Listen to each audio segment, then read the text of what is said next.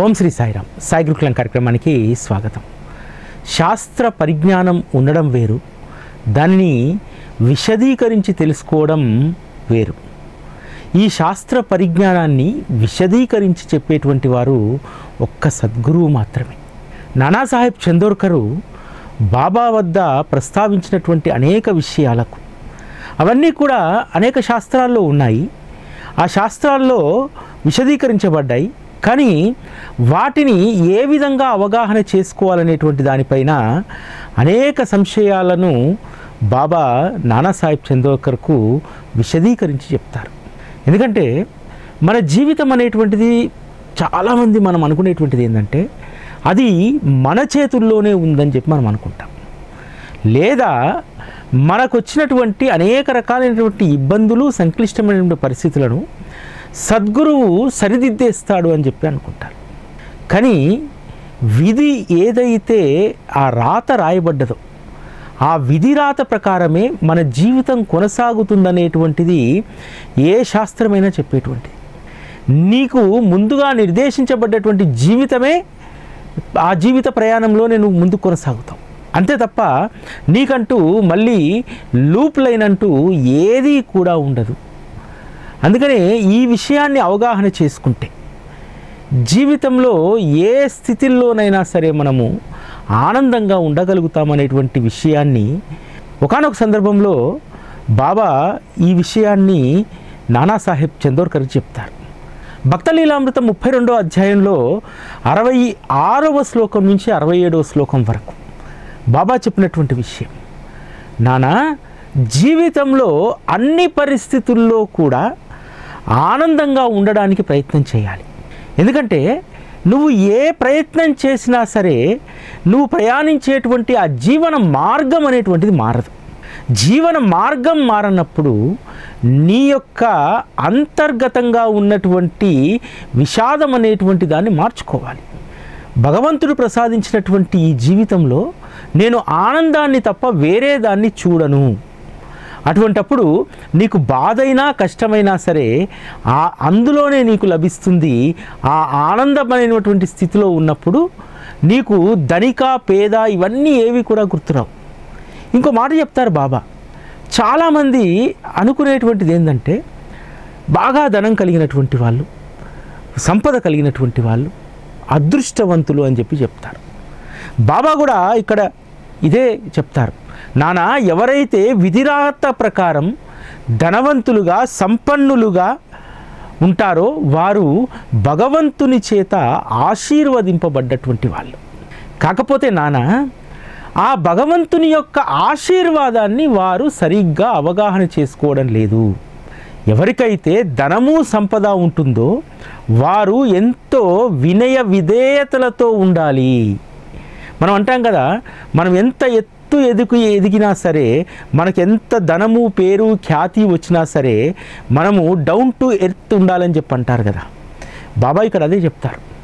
ఇతరుల విషయాలు పక్కన పెట్టినానా, ఎవరైతే భగవంతుని దయతో మంచి ఉద్యోగము, మంచి సంపద, మంచి ఐశ్వర్యంతో ఉంటారు వారు బాగా కాసినటువంటి చెట్టు ఎలా అయితే దాని యొక్క కాండము కొమ్మలు ఏ విధంగా అయితే భూమిపైకి ఒదిగి ఉంటాయో, భూమిపైకే వంగి ఉంటాయి అవి, ఆ విధంగా ధనం కలిగినటువంటి వాళ్ళు అటువంటి వినయ విధేయతలను అలవర్చుకోవాలి. ఎవరికైతే ఈ విజ్ఞత ఉండదో, ధనాన్ని సంపదను చూసుకొని మురిసిపోతారో వారు దైవ అనుగ్రహాన్ని అర్థం చేసుకోలేనటువంటి వారు.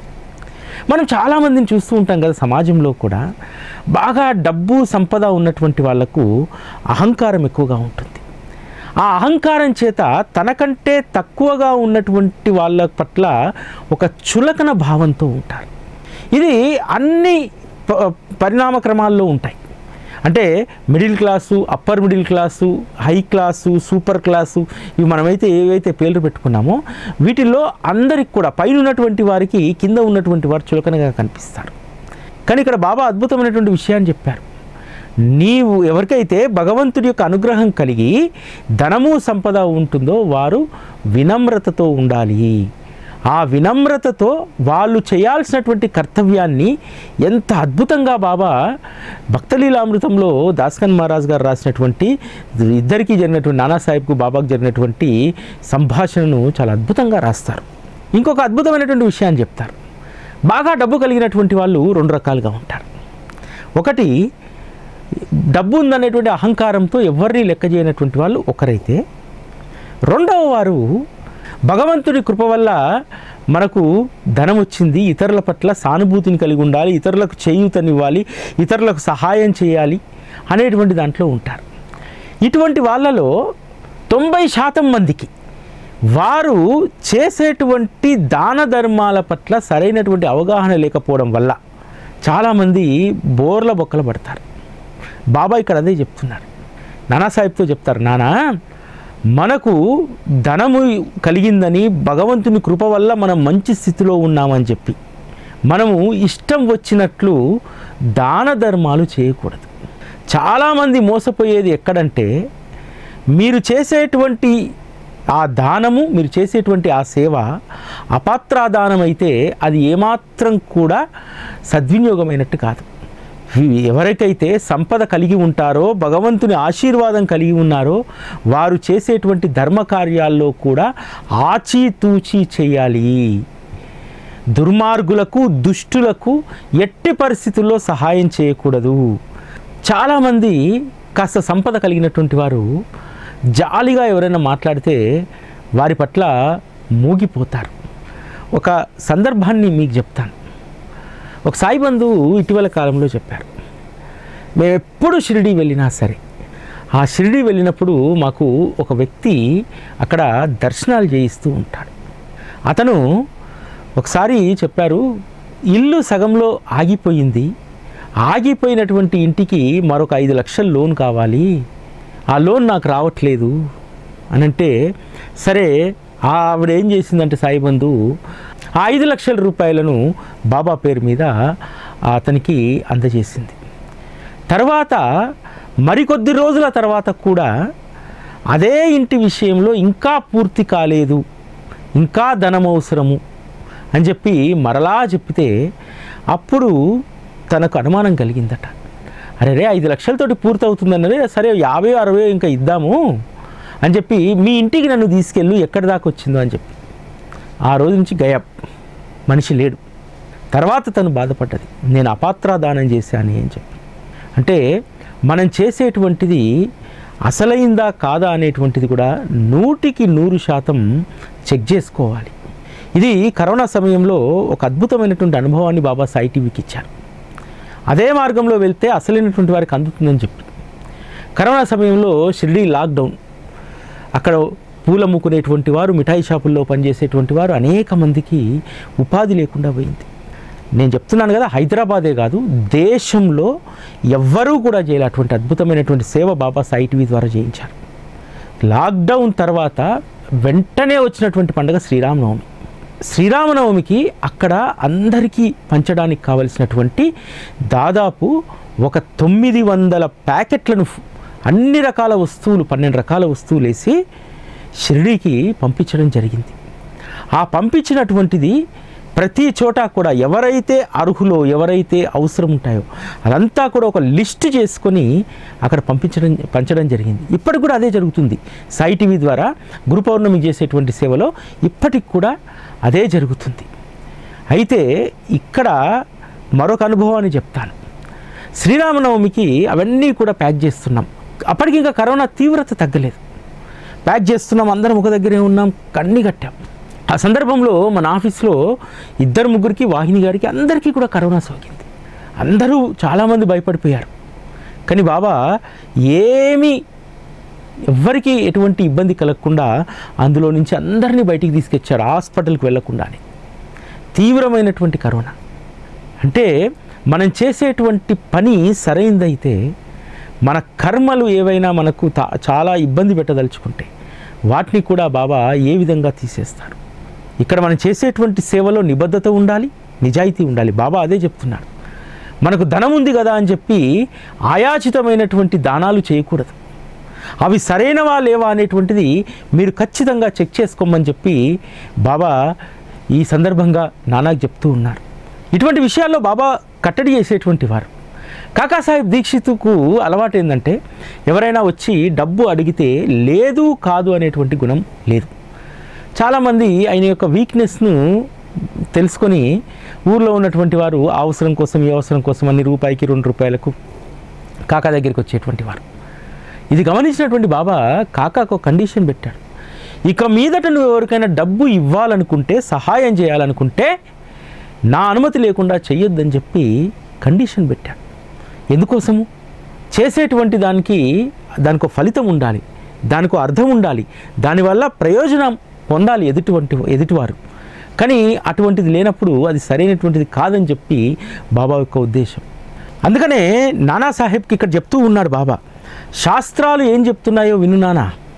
మనం చేసేటువంటి దాన ధర్మాల పట్ల కూడా మనం కొంచెము కఠినంగా క్రమశిక్షణతో ఉండాలి. ఇది శాస్త్రం చెప్తున్నటువంటిదే.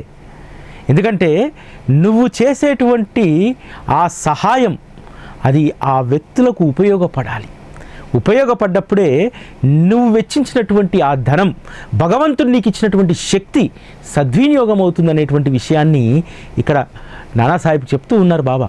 ఇంకో అద్భుతమైనటువంటి విషయం ఏం చెప్తారంటే బాబా, భోగభాగ్యాలు, ఐశ్వర్యాలు ఇవన్నీ కూడా ఎండమావులు లాంటివి. అవి శాశ్వతమైనటువంటివి కాదు, తొందరగా అదృశ్యమైపోయేటువంటివి, శాశ్వతంగా నిలవనటువంటి వాటి పట్ల మనము వెళ్ళకూడదు నాన్న.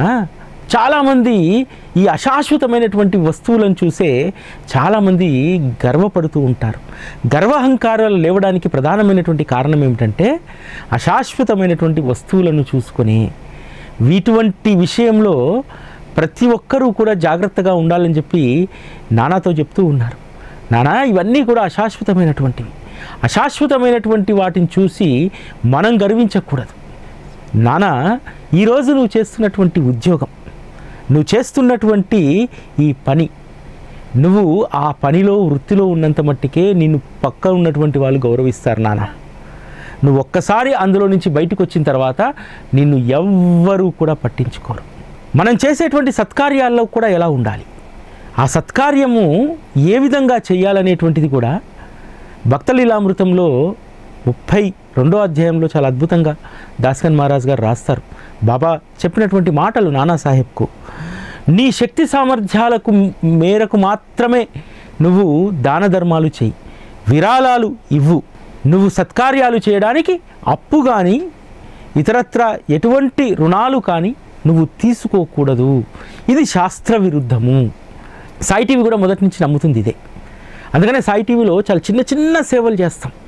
1000 రూపాయలు, లక్షల రూపాయల హోమాలో, లేకపోతే 1000 రూపాయలు, లక్ష రూపాయలతోటి డొనేషన్సో ఇంకా ఏదో కార్యక్రమాలు ఎందుకు సాయి టీవీలో మనం నిర్వహించామంటే, సాయి టీవీ చూసేటువంటి, దాన్ని అభిమానించేటువంటి వారి యొక్క శక్తి సామర్థ్యాలు బాబాకు తెలుసు.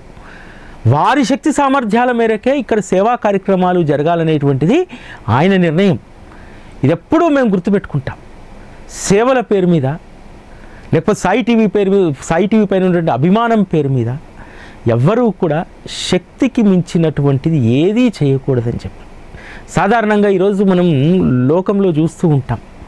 అవి ధర్మానికి సంబంధించినటువంటి సంస్థలు కావచ్చు, ఇతరత్ర దైవిక సంబంధించిన సంస్థలు కావచ్చు, చాలా చోట్ల పీడింపుటాలు జరుగుతూ ఉంటాయి, మొహమాట పెట్టడాలు జరుగుతూ ఉంటాయి. ఆ మొహమాటానికైనా సరే మనం అప్పు చేసి మరీ ఇస్తాం. ఇది సరైనటువంటిది కాదు. ఇటీవల కాలంలో ఏదో ఒక ఆర్గనైజేషన్ వాళ్ళు షిరిడి నుంచి ఒక పెద్ద కార్యక్రమం చేస్తున్నాము, దానికి సంబంధించి మీరు ప్రమోట్ చేయమని చెప్పి అన్నారు. ఆ పెద్ద కార్యక్రమానికి దక్షిణ చాలా పెద్దగా ఉంది. ఎటువంటి మొహమాటం లేకుండా చెప్పేశాను, ఇది మాతోటి కాదు, ఇటువంటివి మేము ప్రమోట్ చెయ్యము. ఎందుకంటే సాయి టీవీ మీద ఉన్నటువంటి అభిమానంతో 5,000 10,000 అప్పు చేసి పెట్టేసేటోళ్ళు చాలామంది ఉన్నారు.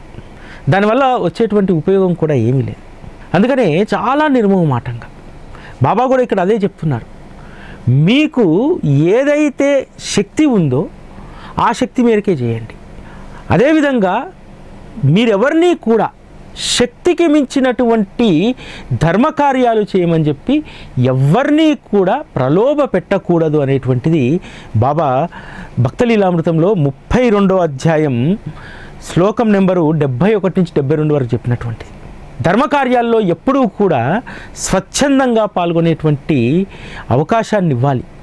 ఎక్కడా కూడా బలవంతపు వసూళ్ళు కానీ బలవంతంగా అప్పు చేసి వారితో సత్కార్యాలు చేయించడం కానీ సరైనటువంటిది కాదు. ఇది శాస్త్ర విరుద్ధం అనేటువంటిది బాబా చెప్తున్నటువంటిది. బాబా కేవలము ఆధ్యాత్మిక విషయాలు మాత్రమే బోధించలేదు. వారు ఎంత అద్భుతమైనటువంటి విషయాన్ని ఇక్కడ చెప్తారంటే, నానా డబ్బు చాలా ప్రధానమైనటువంటిది. డబ్బు మన జీవితంలో చాలా కీలక పాత్ర పోషిస్తుంది. అన్నం తినడానికి మన శరీరంలో రసాయన ద్రవాలు ఏ విధంగానో నువ్వు ఏ కార్యం చేయాలన్నా నాన్న డబ్బు లేకుండా నువ్వు చేయలేవు. కాబట్టి డబ్బును చాలా జాగ్రత్తగా వినియోగించుకో. వినియోగించేటువంటి డబ్బు ఎంత మట్టుకు నువ్వు సత్కార్యాలకు వినియోగిస్తున్నావు అనేటువంటి లెక్కను కూడా రాసుకో. లెక్కాపద్దు అనేటువంటిది మనము ఎంత సంపాదించాము, ఎంత వెనుకేసామనేటువంటిది మాత్రమే కాదు, అందులో ఇంకొక పట్టీ ఉంటుంది నాన్న. ఆ పట్టీయే అసలైనటువంటిది. నీకు వచ్చినటువంటి ధనంలో ఎంత భాగం నువ్వు ధర్మ కార్యక్రమాలకు, భగవంతుని కార్యక్రమాలకు వెచ్చిస్తున్నావు అనేటువంటి పట్టిక. ఆ పట్టికయే శాశ్వతంగా నిలిచేటువంటి బ్యాలెన్స్ తప్ప నీకు ఇవన్నీ కూడా చెరిగిపోయేటువంటివి, చెదిరిపోయేటువంటివి. ఈ లెక్కలు మారుతాయి. నువ్వు థర్డ్ కాలంలో ఉన్నటువంటి ఆ లెక్కలు ఎప్పుడూ కూడా పెరుగుతూ ఉంటాయి. నువ్వు ఒక వస్తువు కొన్నావంటే ఆ వస్తువు కొన్ని రోజుల తర్వాత అశాశ్వతమైనటువంటిది. నువ్వు పెట్టినటువంటి ఆ 10 రూపాయలు 10 సంవత్సరాల తర్వాత అది జీరోకి వస్తుంది. కానీ ఈ 3వ పట్టికలో నువ్వు ధార్మిక కార్యక్రమాలకు వెచ్చించినటువంటిది ఆ అకౌంట్ బ్యాలెన్స్ మాత్రమే పెరుగుతూ ఉంటుంది. చాలా అద్భుతంగా చెప్పాడు బాబా. ఒక మాట చెప్పాడు లోకోక్తి, నానా గుర్తుపెట్టుకో, ధనం మూలం ఇదం జగత్. కాబట్టి డబ్బు పట్ల చాలా జాగ్రత్తగా ఉండాలి. చాలామంది ఆధ్యాత్మిక మార్గంలో వచ్చినటువంటి సాధువులు ఈ లౌకిక విషయాలను వదిలేయమని చెప్తారు. ధనంతో సంబంధం లేదని చెప్తారు. ధనంతో ప్రమేయం లేనటువంటి ఆధ్యాత్మిక జీవితం ఉండాలి అంటారు. కానీ బాబా మాత్రము ఎంత అద్భుతమైనటువంటి విషయాలు చెప్పారంటే, బాబా ఎప్పుడూ కూడా తన భక్తుడిని ప్రాక్టికాలిటీలో ఉంచడానికి ప్రయత్నం చేస్తాడు. అందుకోసమే డబ్బు యొక్క విలువ గురించి ఇక్కడ చెప్పాడు. బాబాకు డబ్బుతో ఏం సంబంధం? కానీ తన భక్తుడికి డబ్బుతో సంబంధం ఉంది. ధనం మూలం ఇదం జగత్. డబ్బు లేకపోతే బాబాకు కోవా బిల్ల కూడా కొనలేడు భక్తుడు. డబ్బు లేకపోతే ఏ సత్కార్యము చేయలేడు. అన్ని సత్కార్యాల్లో కూడా ఇస్తరాకు దగ్గర నుంచి మంచినీళ్ళ గ్లాస్ వరకు అన్ని డబ్బుతో ముడిపడి ఉన్నటువంటివి. అందుకే జీవిత సత్యాలను చాలా సునాయాసంగా బాబా చెప్పేశారు. బాబా నువ్వు ధనాన్ని ముట్టుకోవద్దు నా భక్తుడు ఒక సాధు జీవితాన్ని గడపాలి, ఇవేమీ చెప్పలేదు. నువ్వు లోకంతో ఉంటూ ఏ విధంగా తరించాలనేటువంటి విషయాన్ని చెప్పారు. డబ్బు యొక్క ప్రాధాన్యత ఎంత గొప్పగా చెప్తారంటే, నానా డబ్బు నీ దగ్గర హరించుకుపోయాక నీకు డబ్బులు ఇవ్వడానికి ఎవరు ముందుకు రారు నానా. నీవు అడిగినా సరే ఆ ధన సహాయం నీకు ఎవ్వరూ చెయ్యరు. కాబట్టి ఉన్నటువంటి ఆ ధనాన్నే నువ్వు కాపాడుకునేటువంటి ప్రయత్నం చెయ్యి. ఆ ధనాన్నే నువ్వు ఏ విధంగా నువ్వు వెచ్చించాలనేటువంటి ప్లానింగ్ నువ్వు చేసుకో అనేటువంటి విషయాన్ని ఇక్కడ అద్భుతంగా చెప్పారు. ఇది సత్యం కదా. మన చేతిలో నుంచి డబ్బు హరించకపోయిన తర్వాత ఎవరు డబ్బు ఇవ్వడానికి రారు. ఇవ్వకపోగా వాడు దివాలా తీశాడనేటువంటి ప్రచారాన్ని అడిగిన వాడికి అడగని వాడికి ఇద్దరికి చెప్పేస్తారు. దాంతో మనకి ఎక్కడా కూడా రూపాయి పుట్టదు.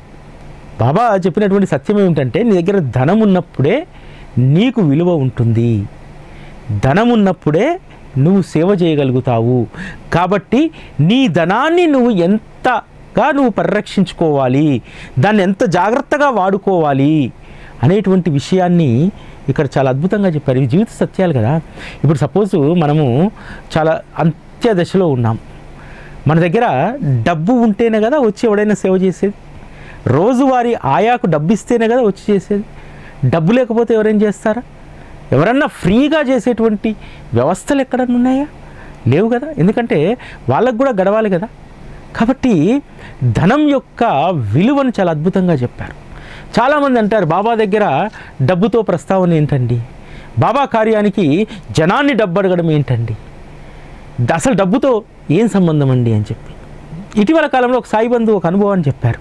అక్కడ వాళ్ళ గ్రామానికి సంబంధించి ఒక మందిరాన్ని కడుతున్నారు.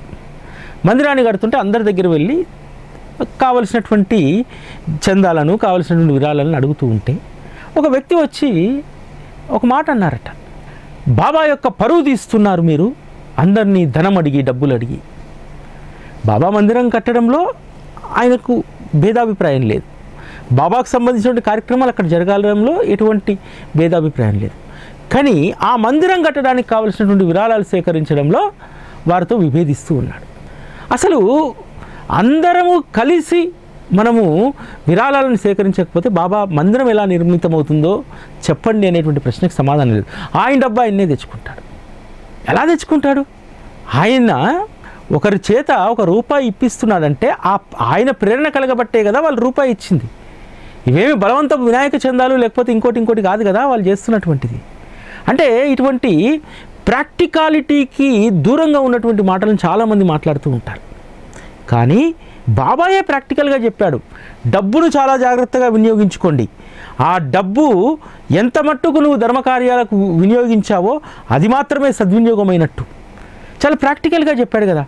అట్లని చెప్పి నువ్వు ఆయాచితంగా డబ్బు ఖర్చు పెట్టేస్తే తర్వాత నీకు ఎవడు ఇచ్చేవాడు ఉండరా నాయన, డబ్బును చాలా జాగ్రత్తగా వాడుకో అంటున్నాడు. జీవితంలో ధనం మూలం ఇదం జగత్ అనేటువంటి విషయాన్ని కూడా బాబా ఇక్కడ ప్రస్తావించారు కదా. కాబట్టి చాలా ప్రాక్టికల్ బాబాతత్వం. బాబాతత్వం ఎంత ప్రాక్టికల్గా ఉంటుందని చెప్పి తెలుసుకోవడానికి భక్తలీలామృతంలో నానాసాహెబ్కు బాబాకు జరిగినటువంటి సంభాషణే మనకు మూలం అన్నమాట. బాబా సచ్చరిత మనం అందరం చదువుతాము. సచ్చరితలో లీలలు ఉంటాయి, బాబా బోధలు ఉంటాయి, ఇవన్నీ ఉంటాయి. కానీ భక్తలీలామృతంలో ఎక్కువ భాగం దాస్గన్ మహారాజ్ గారు, ఎందుకంటే నానాసాహెబ్ చందోర్కర్ దాస్గన్ మహారాజ్ కంటే ముందు బాబా దగ్గరికి వెళ్ళారు కదా. వారి అనుభవాలు చెప్తూ ఉంటే దాస్గన్ మహారాజ్ గారు వాటన్నింటినీ కూడా అద్భుతంగా రాసుకున్నారు. వాటినే భక్తలీలామృతంలో వారు బాబా మహిమకు సంబంధించినటువంటి దాంట్లో ప్రస్తావించడం జరిగింది. ఇక్కడ బాబా చెప్పినటువంటి దాంట్లో ఒక అద్భుతమైనటువంటి జీవన సూత్రం ఉంది. నువ్వు ఎవరి వద్ద నుంచి కూడా అప్పు తీసుకోకు. అప్పు తీసుకునేటువంటి పరిస్థితి నువ్వు తెచ్చుకోకు నానా. నీ హద్దుల్లో నువ్వు ఉంటే అప్పు చేయాల్సినటువంటి అవసరం రాదు. ఈ ఒక్క మాట చాలు మన జీవితానికి. హద్దుల్లో ఉండడం అంటే ఏమిటి? మన జీతం ఎంత, మన జీవితం ఎంత, మన ఆదాయం ఎంత, దానికి లోబడి మన జీవనాన్ని ప్లానింగ్ చేసుకున్నామా లేదా? అలా కాకుండా మనకు వచ్చేటువంటి 30కి 45 మీద పెట్టుకొని ఆ 15 అప్పు తీసుకున్నామంటే నువ్వు హద్దులు దాటినట్టే. అప్పు తీసుకున్నావంటే నీ యొక్క జీవితం అతలాకుతలమే. ఎందుకంటే భగవంతుని పైన ధ్యాస కంటే సద్గురువు పైన ధ్యాస కంటే అప్పు ఎలా తీర్చాలనేటువంటి దానిపైన ఎక్కువ ధ్యాస ఉంటుంది. ఇవన్నీ జీవిత సూత్రాలు. ఉన్నటువంటి దాంట్లో ఎట్లా ఆనందంగా తృప్తిగా ఉండాలనేటువంటి విషయాన్ని ఇప్పటి వరకు నానాసాహెబ్కు చెప్పినటువంటి విషయాలను మనం తెలుసుకున్నాం కదా. ఇందులో మరింత లోతైనటువంటి విషయాలు ఇందులో దాగి ఉన్నాయి. అన్నదానానికి సంబంధించి కూడా ఎంత అద్భుతమైనటువంటి విషయాలు బాబా చెప్తారంటే, అన్నదానం విషయంలో ఎటువంటి తారతమ్యాలు భేదభావనలు ఉండకూడదు. వారు బ్రాహ్మణుల, వైశ్యుల, శైవుల, ఇంకోట అనేటువంటి జాతి భేదాలను చూడకూడదని చెప్పారు. ఇటువంటి అద్భుతమైనటువంటి విషయాలు ఇంకా అనేకం భక్తలీలామృతంలో 32వ అధ్యాయంలో ఉన్నాయి. వాటన్నింటినీ కూడా మనం మరలా రేపు తెలుసుకుందాం. ఓం శ్రీ సాయిరామ్.